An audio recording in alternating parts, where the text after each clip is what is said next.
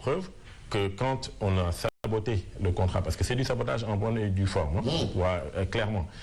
Moi, je considère qu'on a essayé de saboter le contrat entre Akilee et Senelec pour servir des intérêts privés et particuliers. Absolument. Ce n'est pas l'intérêt général qui a prévalu dans cette affaire-là, parce qu'autrement, on ne peut pas avoir une société sénégalaise qui, au Sénégal, fait quelque chose qu'a priori aucune autre société sénégalaise ne fait, en tout cas, nous, pas à notre connaissance, parce qu'on ne l'a jamais vu faire au Sénégal, et on n'a jamais vu d'ailleurs dans la sous-région ou dans le continent quand on participe à d'autres appels d'offres, parce qu'on participe à des appels d'offres dans d'autres pays. Au-delà du Sénégal. Au-delà du Sénégal. Et on ne voit aucune société sénégalaise ou même de la sous-région se présenter. Donc ça veut bien dire qu'a priori, il n'y a pas une alternative directe dans le pays.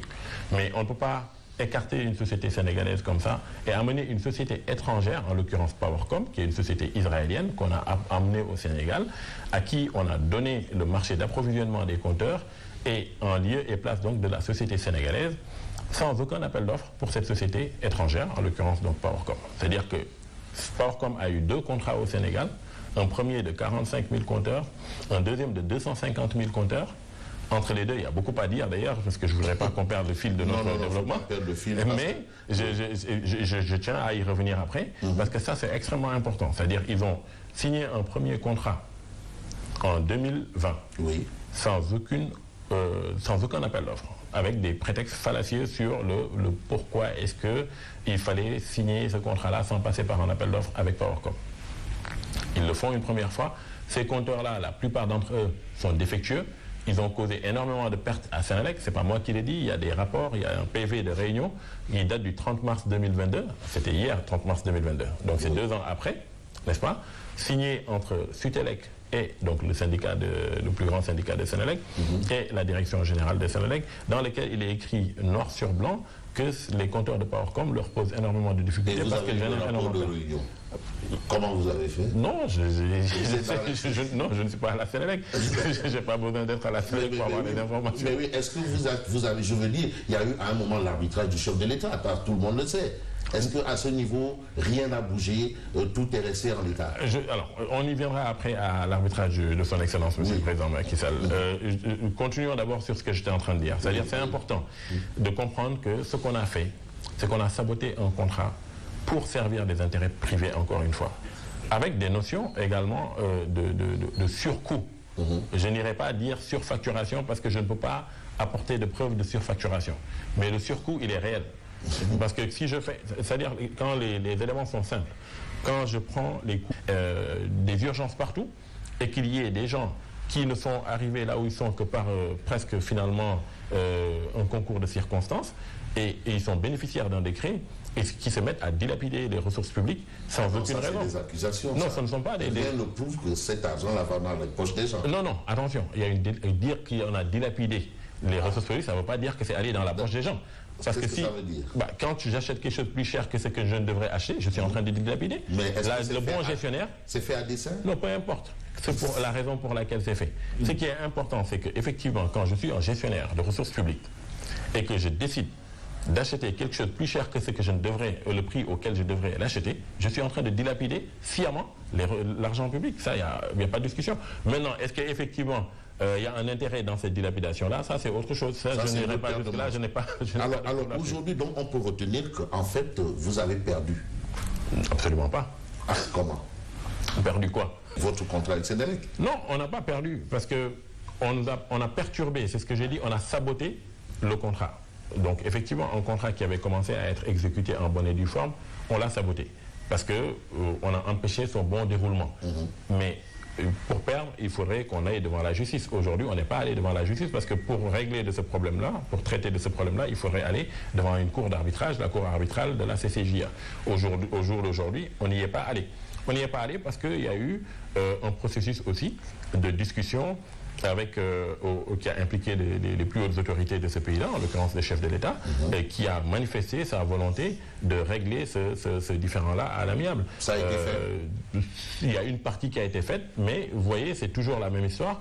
En août 2022, il y a presque un an, on a mis en place un protocole qui devait être exécuté correctement. Il y a une partie du protocole qui a été exécutée et depuis la Sénélec fait la sourde oreille. Et comme je dis, j'aime pas dire la Sénélec, je vais dire M. Bitté fait la sourde oreille. Est-ce que vous n'êtes pas aussi en train d'accuser à tort M. Bitté de vous en vouloir quelque part? Non, je ne l'accuse pas. Non, pour le coup, c'est pas une accusation. Il est évident que M. Bitté a fait de moi son objectif principal pour avoir du bilan à Sénélec. Je pense que le principal actif du bilan de M. Bitté à Sénélec, quand on essaiera de se rappeler son passage, on pensera à Akili avant tout. Non, mais le bilan de Bitté aujourd'hui, c'est quand il nous annonce ou quand on nous annonce que Sénélec va baisser les coûts de l'électricité après l'acquisition quand même d'un matériel adéquat pour ça. Bon, ben, ça fait plusieurs fois qu'il nous annonce ça et que ce n'est pas arrivé. Et la réalité, c'est qu'on nous a annoncé que le courant allait baisser, il n'a pas baissé, on a augmenté le prix de l'électricité. Aujourd'hui, les Sénégalais se plaignent énormément du fameux Woyofal. Les gens disent que Woyofatul fait 10. Bon, ben, qu'on se demande pourquoi nous 10. Mais oui, mais c'est parce qu'il fait chaud, le courant coûte cher. Ah bon? La consommation augmente. Non, mais c'est pas ça? Non, ça pourrait être en partie cela, mais les gens ne sont pas totalement amnésiques. Hein. Et je ne pense pas que tout le monde puisse se tromper en même temps. Les gens disent, moi, de la même manière, j'entends des gens vous dire, j'ai fait beaucoup d'efforts, j'ai changé ceci, j'ai changé cela, j'ai acheté des équipements plus efficaces, et ma facture revient beaucoup plus chère. Et moi-même qui vous parle, la dernière facture que j'ai reçue, je me suis dit, mais attends, il y a un problème, c'est pas possible. Parce que c'est effectivement, on ne comprend pas comment cela peut être aussi élevé. Alors, je ne suis pas dans la démagogie. J'ai été le premier lors d'une émission que j'avais faite en février 2020 avec Mamoudi Barakan. J'expliquais qu'effectivement, dans la facture d'électricité, dans votre facture, il y a 2 paramètres. Il y a le prix de l'électricité que vous ne maîtrisez pas, qui est fixé par décret, etc., avec la commission de régulation.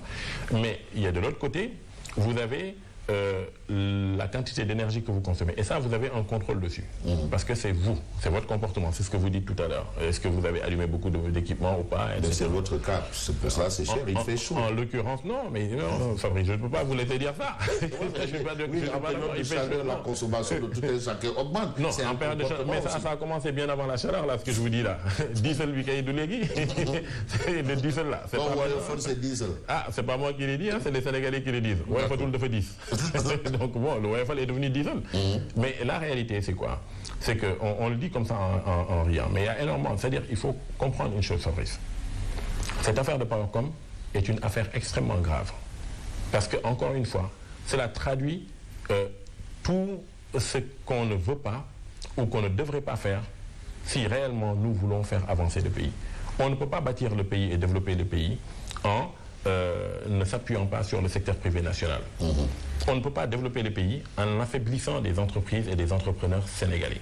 On ne peut pas développer le pays en laissant passer des décisions ou des gens, en tout cas, abuser de leur position dominante, parce qu'en l'occurrence, c'est le cas. Si M. Bitté se permet de faire ce qu'il a eu à faire, c'est parce que tout simplement, il se sent protégé par la puissance publique. Le fait d'être directeur général de Sénélec, de se dire que oui, bon, c'est nous, c'est l'État, on peut faire ce qu'on veut. En bonne et due foi, moi je vous dis, si j'étais américain, si j'étais français, si j'étais chinois, si j'étais turc, personne n'oserait saboter le contrat une fois qu'il a commencé à être exécuté. C'est une vue de l'esprit aussi. Non, c'est pas une vue de l'esprit, c'est une réalité. Personne, je dis bien, n'aurait osé toucher à ce contrat-là alors qu'il a déjà commencé à être exécuté sans faute aucune de la part de Akili.